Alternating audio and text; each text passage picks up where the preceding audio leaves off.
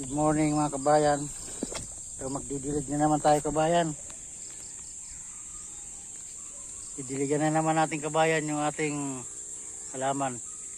Yung ating ampalaya. May ampalaya ako na didiligan. Ito po kabayan. Ayan po ampalayan. Ito kabayan. Ito yung ampalaya na didiligan natin. Ganda ng tubo niya kabayan.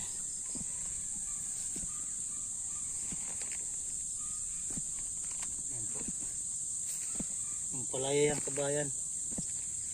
Ating didiligan ngayon. Pagagapangin lang yan natin dyan sa lupa. Yan kabayan. Ito. Yan. Parang yung ganito kabayan. Nakagapang lang siya sa lupa. Yung maganda yung dahon niya kabayan. Yan yung gagawin natin kabayan. Pagagapangin lang natin. Dilig tayo. Yan kabayan. Tingin doon yan kabayan. Nakalinya. Ayan. Ito ganun pa yan. Doon pa ikot. Umpisa muna tayo dito kabayan. Diligan natin.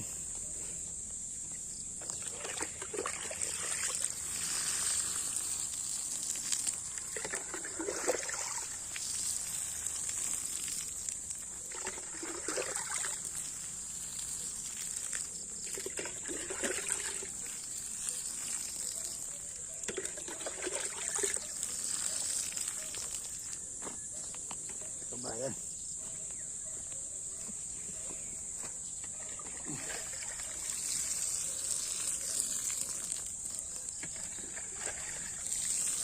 Maganda to ang palaya. Dahon.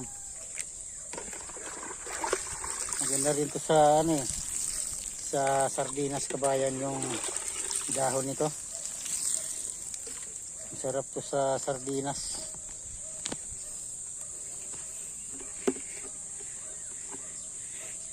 May flavor siya na mapait-pait pag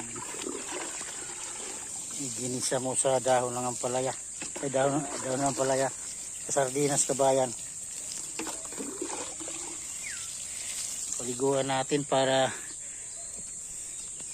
hindi sila maano ng init kabayan kasi walang ulan na naman dito sa Bulacan.